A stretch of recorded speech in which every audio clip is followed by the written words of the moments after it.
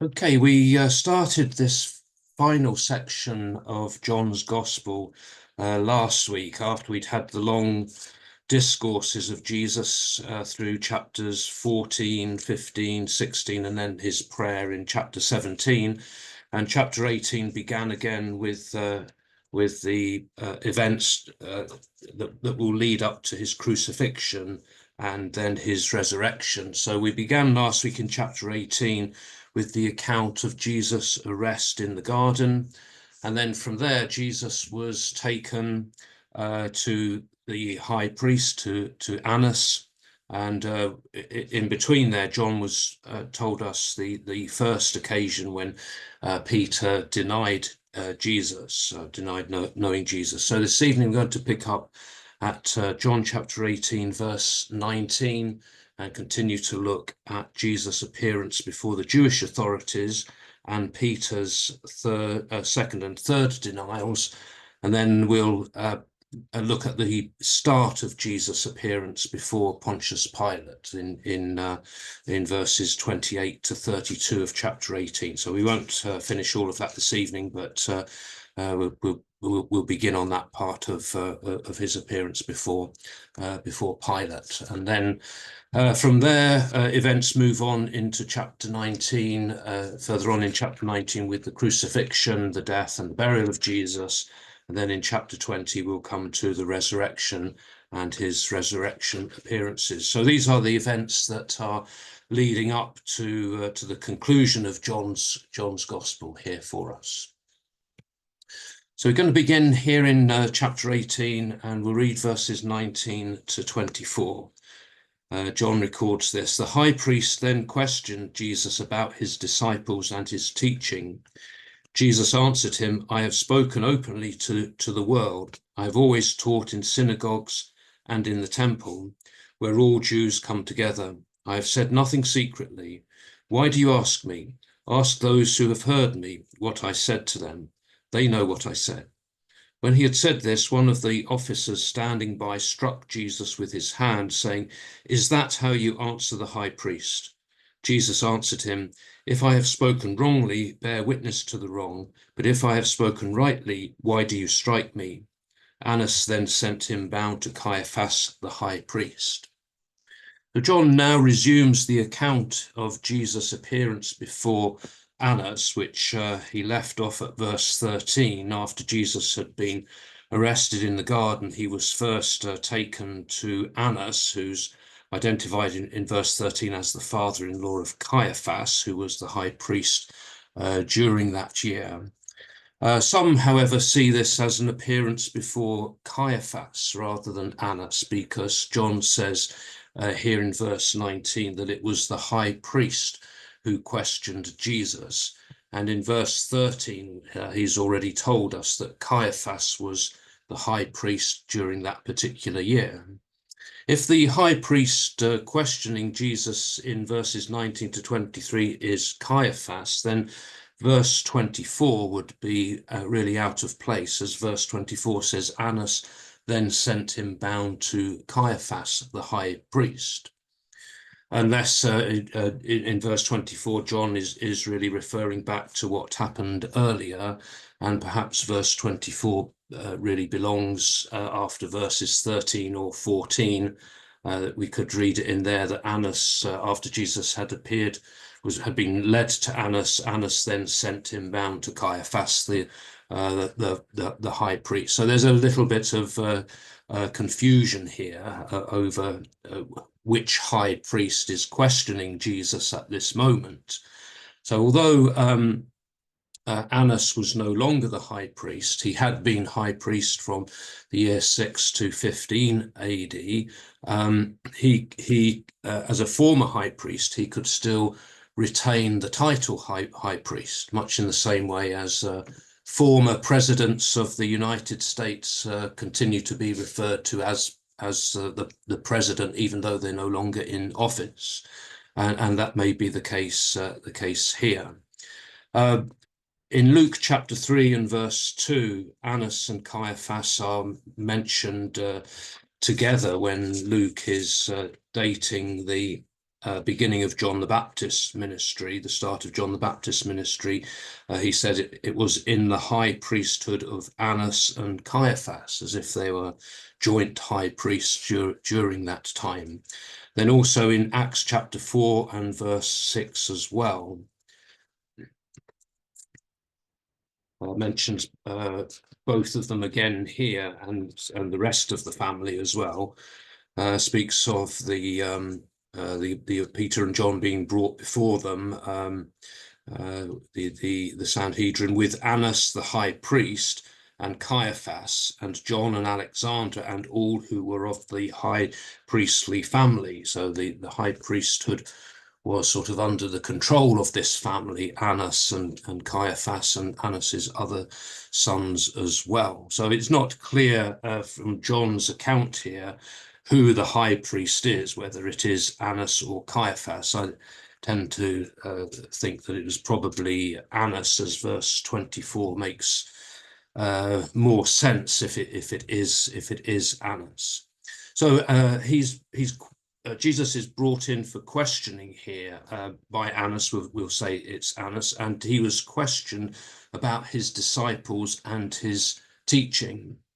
And Jesus responds by saying that he has always spoken openly in the synagogues and in the temple, that he has said nothing secretly, and Annas should ask those who have heard him speaking. Jesus is really making a point of law here, that Jewish law provided strict safeguards for the accused, who was assumed to be innocent until the evidence of witnesses had been heard and confirmed. And the accused was not to be asked questions which, by answering, he could incriminate himself.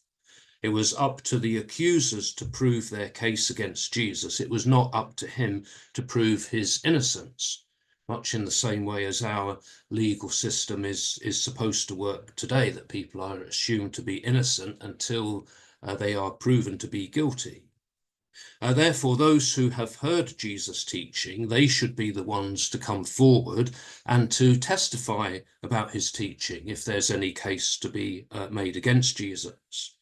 So it's clear from what happens right at the start here that Jesus is not going to be given a fair trial, that he will not be treated fairly.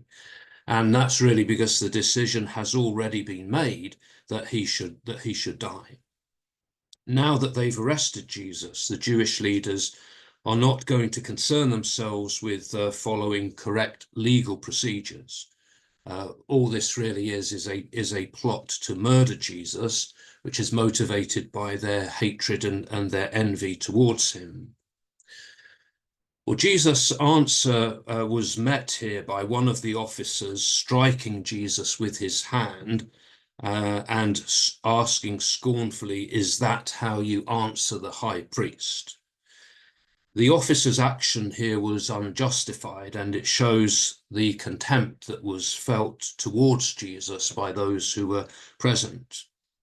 Jesus' response to this unjust action, though, is one of dignity. He says, "If I have spoken wrongly, bear witness to the wrong. But if I have spoken rightly, why do you strike me?" So Jesus is challenging what's been done to him here. That if he has said something out of order, then some testimony should be brought to establish that he's said something that was wrong. But if he's in the right, then there's no reason for him to be struck. The Apostle Paul was in a similar situation to this, recorded in Acts chapter 23, verses 2 to 5, when he is being questioned as well. Acts chapter 23, verse 2 says, "And the high priest Ananias commanded those who stood by him to strike him on the mouth. And then Paul said to him, 'God shall strike you, you whitewashed wall. Are you sitting to judge me according to the law? And yet contrary to the law, you order me to be struck.' Those who stood by said, 'Would you revile God's high priest?' And Paul said, 'I did not know, brethren, that he was the high priest. For it is written, you shall not speak evil of a ruler of your people. So Paul was facing similar circumstances to Jesus there in what happened with him and his challenge to the way in which he was treated as well. So this preliminary investigation conducted by Annas really did not get very far, and no incriminating evidence had been produced. And now, verse 24, if this is the place where it belongs, we're told that Annas sends Jesus bound to Caiaphas. Well, John then breaks off the account of Jesus' trial and his appearances here and resumes the story of Peter's denial now in verses 25 to 27. He says this, "Now Simon Peter was standing and warming himself. They said to him, 'Are not you also one of his disciples?' He denied it and said, 'I am not.' One of the servants of the high priest, a kinsman of the man whose ear Peter had cut off, asked, 'Did I not see you in the garden with him?' Peter again denied it, and at once the cock crowed." The second denial recorded by John now occurs whilst Peter is standing and warming himself at the fire. The fire was mentioned in verse 18. Where we were told that the servants and officers had made a charcoal fire because it was cold, and they were standing and warming themselves. Peter also was with them, standing and warming himself. So that is picked up here in verse 25, that Peter is standing and warming himself, and this is when he is challenged once again here, that those who are there around the fire ask him, "Are not you also one of his disciples?" Peter's response is to say, "I am not," denial. In Matthew and Mark's Gospels, the second denial occurs after another maid suggests that Peter is one of the disciples. So Matthew in chapter 26, verse 71 records this, "And when he went out to the porch, another maid saw him, and she said to the bystanders, 'This man was with Jesus of Nazareth.'" And then, according to Matthew's account, Peter denied the maid's suggestion with an oath. He affirmed in strong terms, put himself on oath, that he was not one of this man's disciples. Mark in chapter 14, verses 68 and 69, has a similar account of the second denial. He says, and he went out to the gateway, and the maid saw him and began to say to the bystanders, 'This man is one of them.'" And then Luke, his account in chapter 22, verse 58, has, "A little later, someone else saw him and said, 'You also are one of them.'" So there's a difference there in the accounts of the second denial. In Matthew, Mark, and Luke, it seems to be away from the fire, that Peter's gone back to the porchway or the gateway where this maid has challenged him. But here in John's Gospel, he's standing and warming himself around the fire. And then John's account of the third denial occurs when one of the servants of the high priest, who's a relative of Malchus, whose ear Peter had cut off in the garden, said to Peter, "Did I not see you in the garden with him?" So this servant appears to have recognized Peter from the garden and said, "Well, I saw you in the garden there." No doubt he remembered Peter as the one who had cut off his kinsman's ear. And now for the third time, Peter denied having any association with Jesus. Again, looking in the other Gospels, the third denial follows the accusations of a group of bystanders. Matthew in chapter 26, verse 73 says, "After a little while, the bystanders came up and said to Peter, 'Certainly you are also one of them, for your accent betrays you.'" And in Mark chapter 14, verse 70, it's, "And after a little while again, the bystanders said to Peter, 'Certainly you are one of them, for you are a Galilean.'"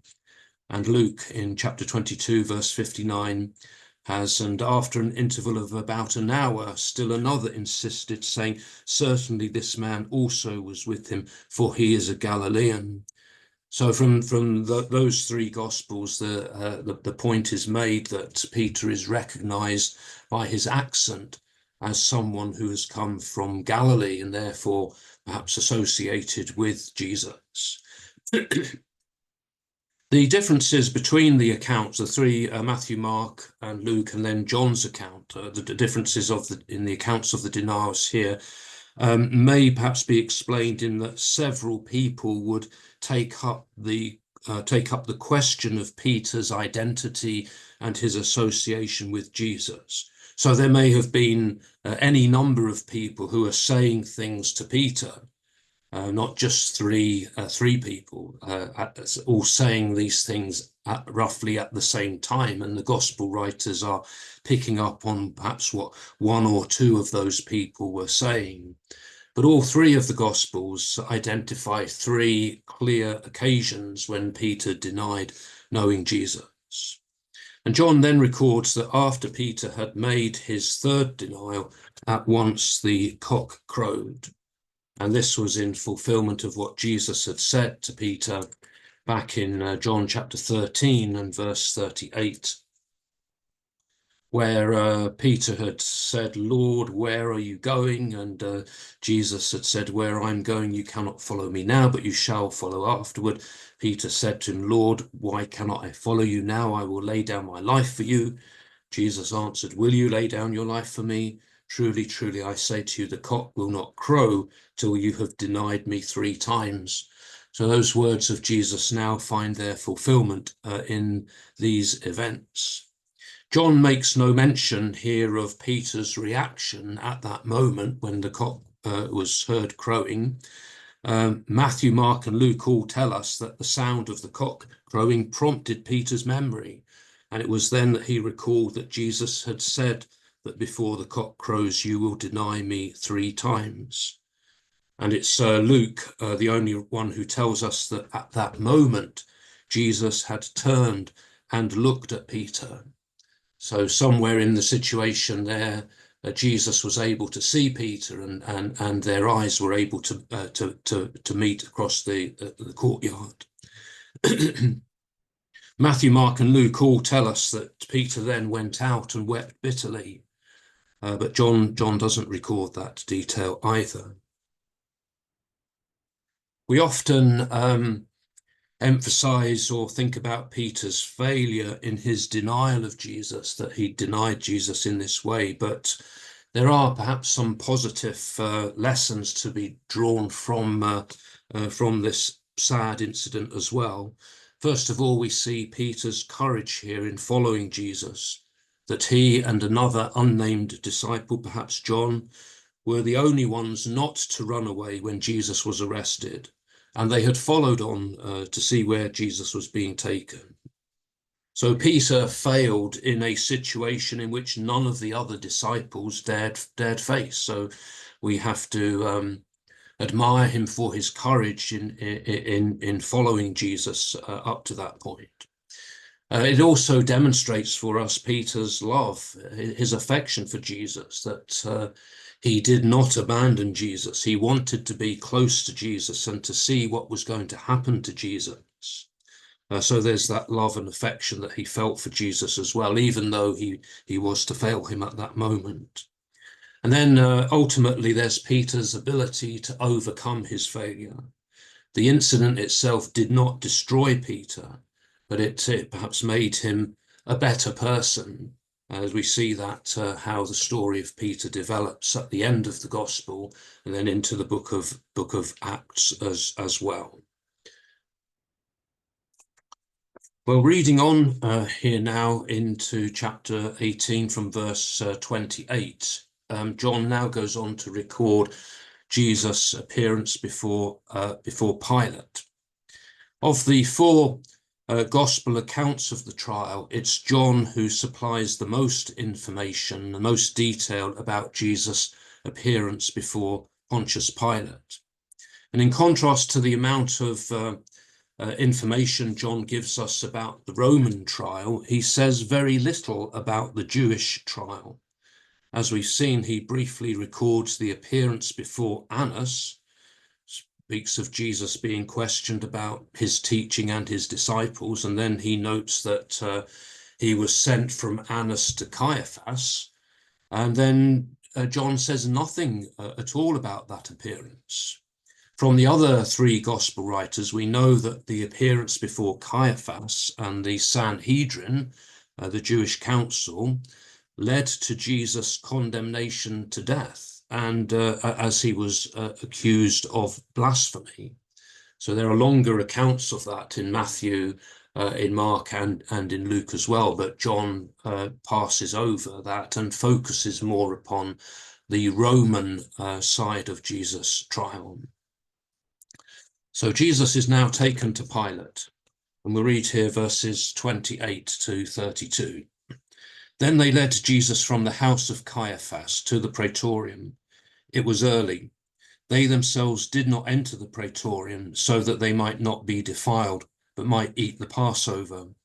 So Pilate went out to them and said, "What accusation do you bring against this man?" They answered him, "If this man were not an evildoer, we would not have handed him over." Pilate said to them, "Take him yourselves and judge him by your own law." The Jews said to him, "It is not lawful for us to put any man to death." This was to fulfill the word which Jesus had spoken, to show by what death he was to die.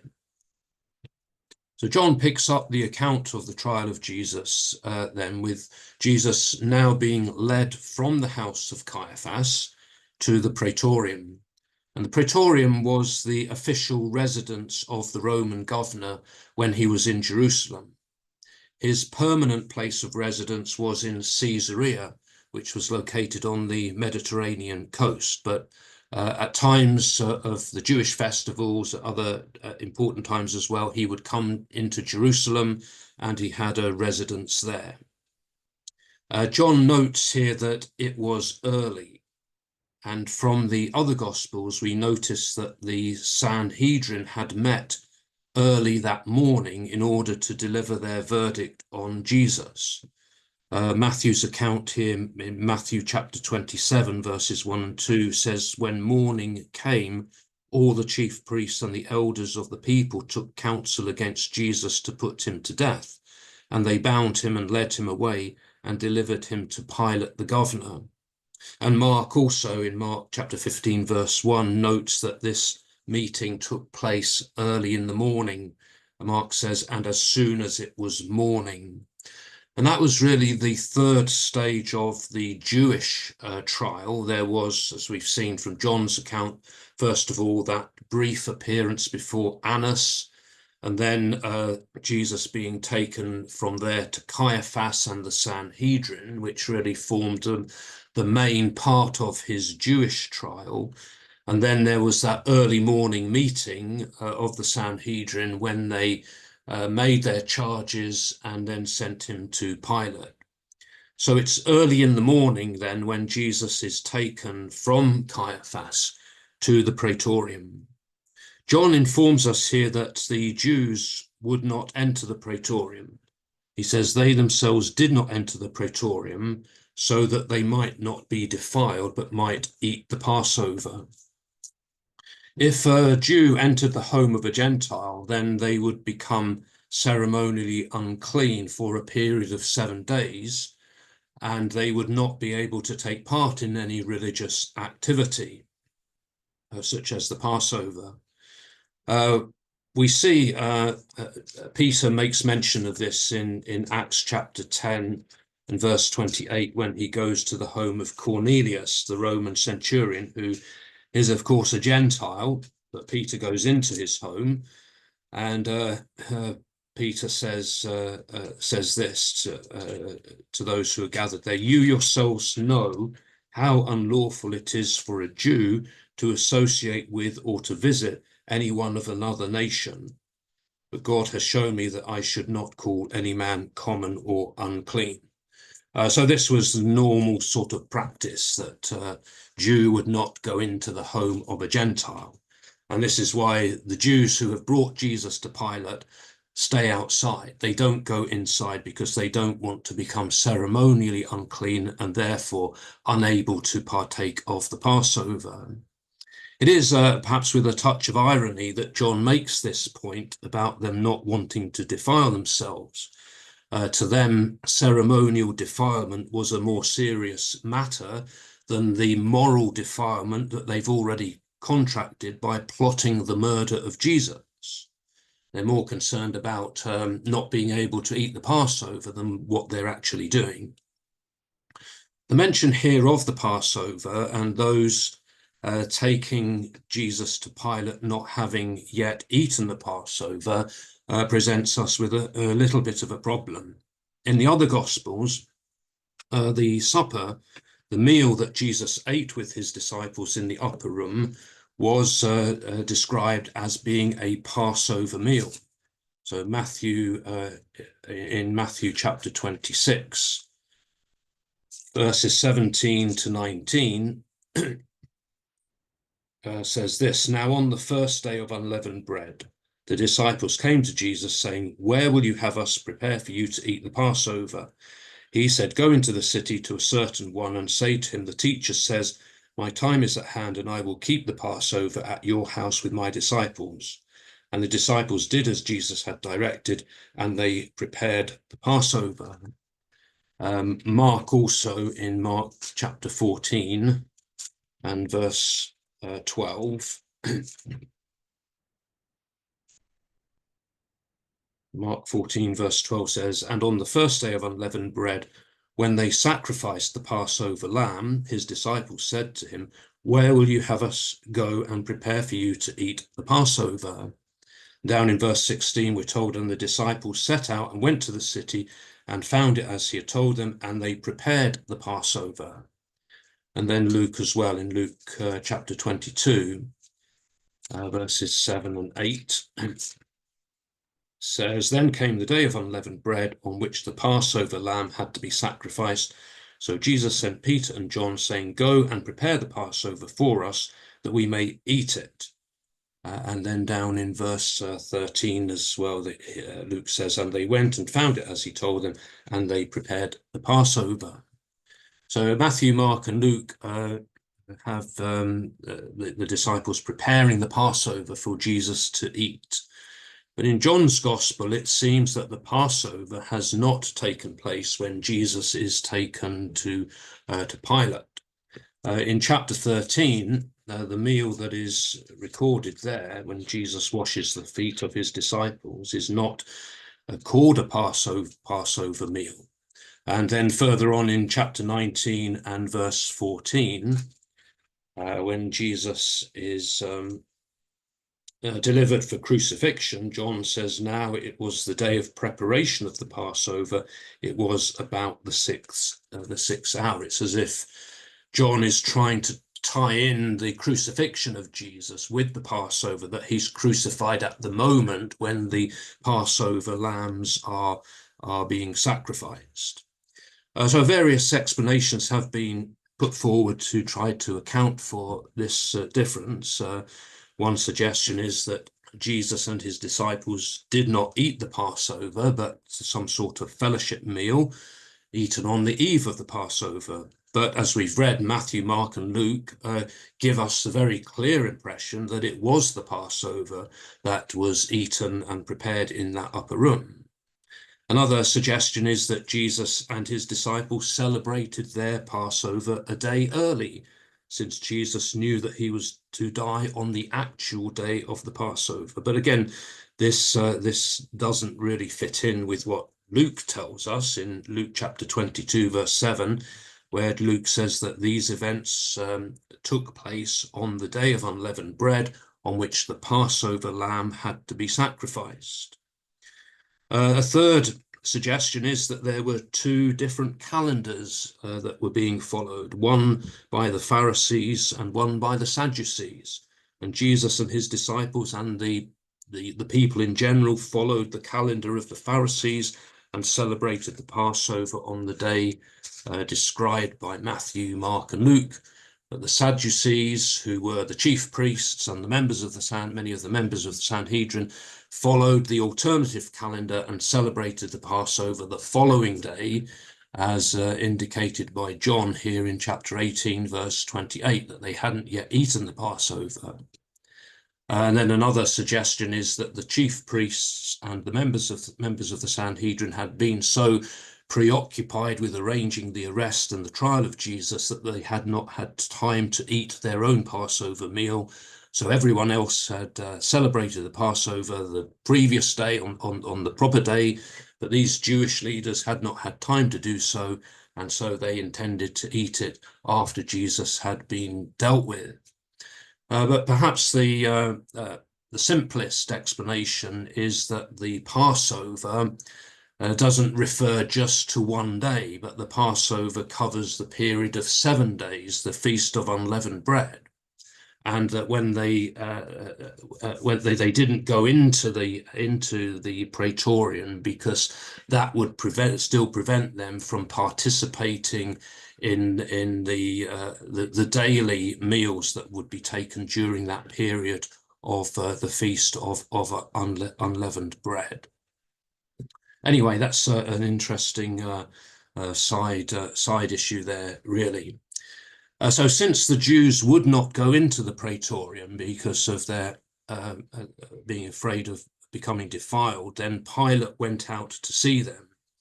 In verse 29, we're told that Pilate went out to them.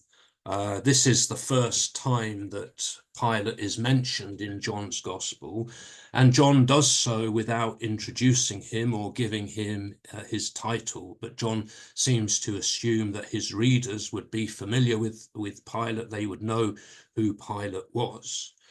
Luke provides us with a bit more information of Pilate's position in Luke chapter 3 and verse 1. Again, Luke is using this in connection with dating the start of John the Baptist's ministry, and he says that Pontius Pilate being governor of Judea, and Pilate was governor of Judea from the year 26 to 37 AD, so about 10 years that he was in that position.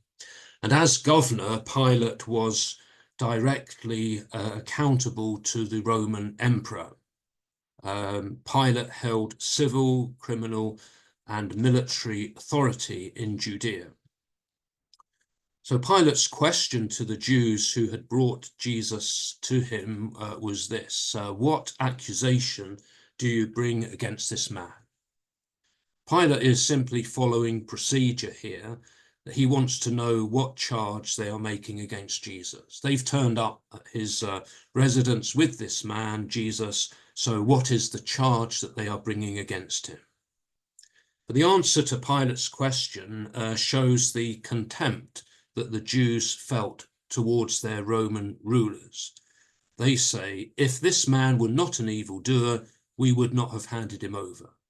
It's like, well, obviously he's done something wrong, otherwise we wouldn't have brought him to you. But they don't specify exactly what it is that they say Jesus has done that is wrong.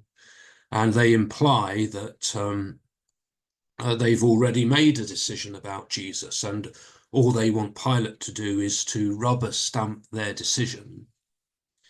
The fact, though, is that their charge against Jesus is a charge of blasphemy, and that really would not stand up in a Roman court. In Luke's account of this, when Jesus is brought to Pilate, they change the charge from blasphemy to make it one which is more of a political charge.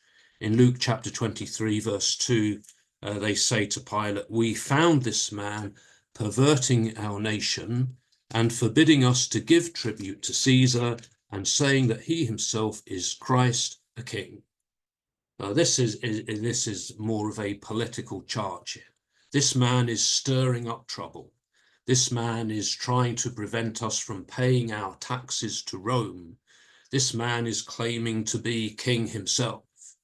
So this would be the sort of charge that Pilate would be more interested in and would have to take more seriously than a charge of blasphemy.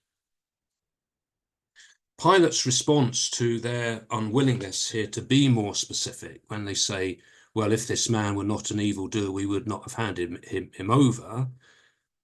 His response is, take him yourselves and judge him by your own law.